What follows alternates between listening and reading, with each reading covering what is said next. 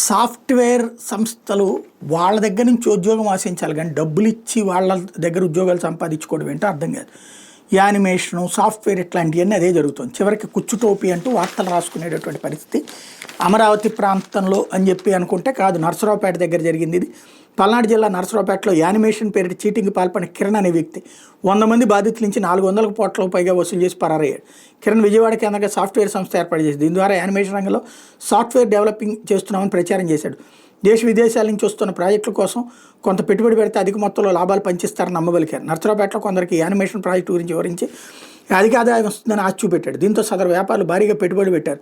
తొలి చెప్పిన విధంగా 3 ఏళ్ల పాటు వ్యాపారులకు పెద్ద మొత్తంలో లాభాలు అందించాడు. వాళ్ళ ద్వారా ఇతరులకు కూడా ఇదే విధంగా అత్యధిక ఆదాయం చూపిస్తానని నమ్మబలికాడు. ఇది నమ్మిన మరికొందరు అధిక మొత్తంగా ఆ సంస్థలో పెట్టుబడి పెట్టారు. ఇలా నరసరావుపేటలో 400 కోట్ల వరకు అప్పగించారు. ఇదిగా గుంటూరు, విజయవాడ, భీమవరం, కడపలతో పాటు ఇతర దేశాల్లో సైతం పెద్ద మొత్తంలో బాధితులు ఉన్నట్టు తెలుస్తోంది. క్రమేణా సదరు సంస్థ చెప్పిన విధంగా లాభాలు ఇవ్వకపోగా పెట్టుబడులు కూడా వెనక్కి రాలేదు. 7 నెలలుగా కంపెనీ నుంచి చిల్లిగవ్వ కూడా చేతికి అందలేదని బాధితులు ఆపోతున్నారు. 2 నెలల క్రితం బాధితులంతా విజయవాడలోని కార్యాలయానికి వెళ్లి ఒత్తిడి తేవడంతో నిర్వాహకుడు కిరణ్ కుటుంబంతో సహా అజ్ఞాతంలోకి వెళ్ళిపోయాడు. కిరణ్ చెన్నైలో ఉన్నట్టు తెలిసి కొంతమంది అక్కడికి వెళ్లి నిలదీశారు. స్థానిక పోలీసులు సమాచారం ఇవ్వడంతో వాళ్ళు ఇరువురిని స్టేషన్కి తరలించి సామరస్యంగా సమస్యను పరిష్కరించుకోవాలని సూచిస్తూ బైండ్ ఓవర్ చేసి పంపారు. ఆ తర్వాత అక్కడి నుంచి కిరణ్ విదేశాలకు పరారైనట్టు బాధితులు తెలిపారు. ఎటువంటి పత్రాలు లేకుండా చేసిన జీరో బిజినెస్ కావడంతో పోలీసులు ఫిర్యాదు చేయడానికి బాధితులు వెనకడుగు వేస్తున్నారు.